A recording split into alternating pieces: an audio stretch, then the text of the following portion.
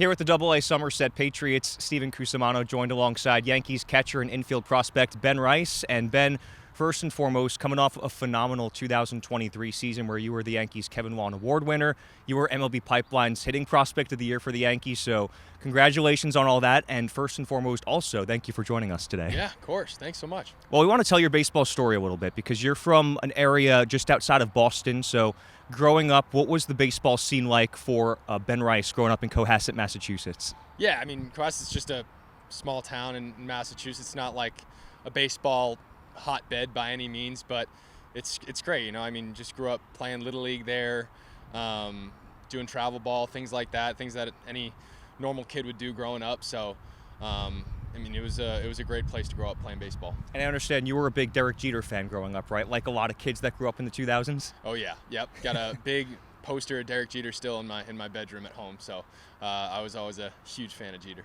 And growing up in Cohasset, you were a Yankee fan for a little bit, is that right? Yeah, when I was little, I liked it. I kind of liked rooting for different teams. Like, I mean, I was a baseball hockey guy, right? So I liked rooting for the Yankees, and for whatever reason, I loved rooting for the Red Wings for hockey. So, but yeah, I wore a Yankees jersey to my first grade picture day. I think my dad kind of just thought it was funny. We got to dig that up. Yeah, it's a good one. Now, you mentioned your background in hockey, too. I know you grew up in that area, and that was kind of your primary sport growing up. Tell me a little bit about the background in hockey and when it kind of became baseball as the primary focus. Yeah, I mean, hockey was always my favorite sport growing up. I mean, if you're a kid growing up in Massachusetts, hockey is to Massachusetts as football is to Texas, you know, like you're gonna play hockey growing up in Massachusetts. So I always loved playing it, and that was my sport. I mean, coming all the way through high school, and then baseball just kind of slowly started to take over. What positions you play? What was your kind of scattering report on Ben Rice, the hockey player? I mean, I was a utility guy, I would say. I mean, I played forward mostly up until high school. They started to move me around a little bit. I'd play a little bit of defense on the power play. My senior year, I mean, they would just kind of move me around all game. I'd be playing forward, I'd be playing defense, wherever they needed me. And now college, you ended up going to Dartmouth, but didn't really play a ton of college games there because you were one of the select group that came out around the time of the pandemic. So what was it like just trying to manufacture opportunities for yourself to be noticed by scouts and get put on an MLB draft radar? Yeah, it was tough. I mean, summer ball was a big part of it. Obviously not having a spring season in 2020 and 2021. So a lot of it came from just trying to help organize like informal workouts at home. And me and some other guys I knew from different Ivy League schools, we were able to just set up like kind of showcase style workouts where we just do like BP, infield, outfield, do some live at bats. I'd have some Dartmouth classmates living with me, some guys from Harvard, some guys from UMass would be in the area, and we just let scouts know if we had their contact information. So they would come by, watch you take a couple swings, and you just kind of hope they'd notice you a little bit, given the fact that you weren't going to have a spring season. Now, this was the 2020 and 2021 seasons? Yeah, part of that was in the 2020 fall. I just didn't go back to school. There were some weird like restrictions and rules on how many students could go back on campus at Dartmouth, so I ended up completing almost the majority of my degree online there.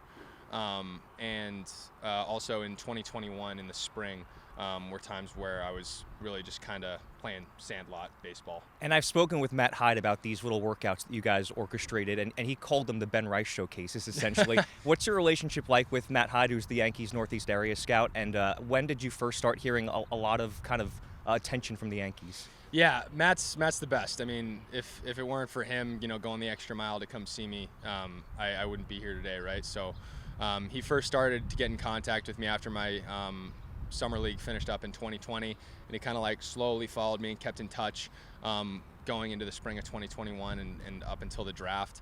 And I mean, he was just instrumental in that. I mean, he came and, you know, watched me take BP with my dad in the middle of the winter in Massachusetts at a random indoor batting cage. So he was clearly very invested in scouting me, and that's when I could kind of tell, like, okay, I think the Yankees are pretty interested. And now, moving ahead to your time at summer college ball, you mentioned a season in the Cape Cod, but you spent some time in the Futures Collegiate Baseball League, and you were the MVP of that league in 2020. And that was the season where there was no Cape Cod League season. I know you were playing with a lot of guys who were going to be first-round picks in the 2020 draft. How valuable was that specific season to putting you on the radar for MLB teams? Yeah, I mean, I would put that season I would label that season as much more important than the season on the Cape, right? The season on the Cape was very abbreviated for me, given the timing of the draft. So 2020 in the Futures League was so pivotal for me because, like you said, it was the only show in town. Cape League wasn't going on, NECBL wasn't going on. So scouts were kind of just flocking to that league and seeing like a lot of local talent in the New England region. So to be able to like have a good performance that summer and be able to get some recognition with an award like that was huge for me. And yeah, I mean, that definitely got me on the map. And getting to 2021 now, fast forward, you're a 12th round pick of the Yankees. What do you account from that time having your name called and just the whole process of becoming a New York Yankee? Yeah, it was funny. My dad and I were together. I was playing on the Katuitt Kettleers in the Cape League at the time. I got my early work in that day, and we knew the draft was going on and it was going to start at like 12 or noon or something. So we needed to find somewhere to go. We went to the local library in Katuitt, and we found like a random room in there to like sit down, and there was a librarian in there like watching my dad and I like frantically watch a screen on a laptop, like seeing different names come up, and every time the Yankees showed up, we'd like kind of lean forward. And it wasn't me in the 11th round. We're like, oh no. And this woman's probably wondering like, what the heck are these guys possibly doing?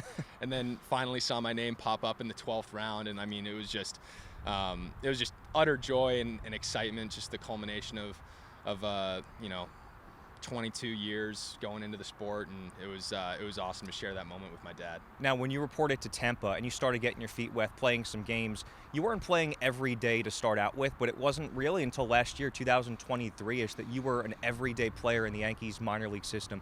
How did you get to that point? How did you kind of prove that you were a prospect that was maybe worth more than a 12th round pick and somebody that, again, is nationally ranked and recognized by a lot of scouts right now? Yeah, I think it was just experience. I needed to get reps. I needed to keep playing. I mean, obviously, being shortchanged to two college seasons, I missed out on a few hundred at bats right there in my baseball career. So I think like by the time I got to pro ball, I knew I was going to have to earn my opportunity, earn my way onto the field. So as I slowly started to get more reps and more reps, even though it was, like you said, only maybe once or twice a week at first, I knew that the experience was just going to keep adding up, and I was eventually going to make the adjustments I needed to.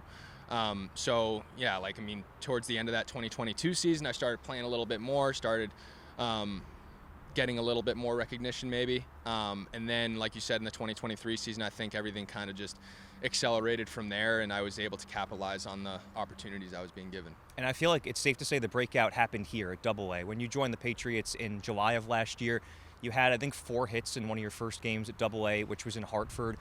What do you attribute that to, having such a strong start as soon as you got up to AA from the get-go? Yeah, I think a lot of it was just confidence, just like trusting myself, trusting all the work I put into it. I was coming off of, a tough injury, missing 2 months of the season there, and then I just kind of got thrown right into AA, and I think they were like, all right, let's see if this guy can do it. And I just told myself, all right, well, I know I can hit this pitching. I faced our own AA pitchers in the spring. I know I can perform well. So by the time I got to the actual AA stage, I felt like, hey, I know I can do this. And it was just about trusting myself and letting everything take care of itself. And your first week at AA was Austin Wells' last week at AA. And I feel like that's a good segue into the fact that there are so many good catchers in the organization with the Yankees from top to bottom. How much is that something that you think about? And just when you're in spring training, how much better do you think that makes you, being around a group of catchers that's that talented? Yeah, it's something that I appreciate in a lot of ways. We have so many good catchers who not only can swing it, but are also really good defensively.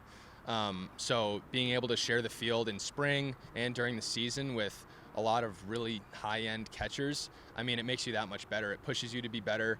You watch the way that your teammates succeed, and you see the things they do well. You see the things that, maybe you can take pieces of their game and add it to yours. And we have a really good culture with our catchers. We're always trying to work together to make us, known as the organization that builds the best catchers. And coming out of 2023, you win all of those accolades, both internally from the Yankees with the Kevin Lawn Award and nationally recognized by publications like Baseball America and MLB Pipeline.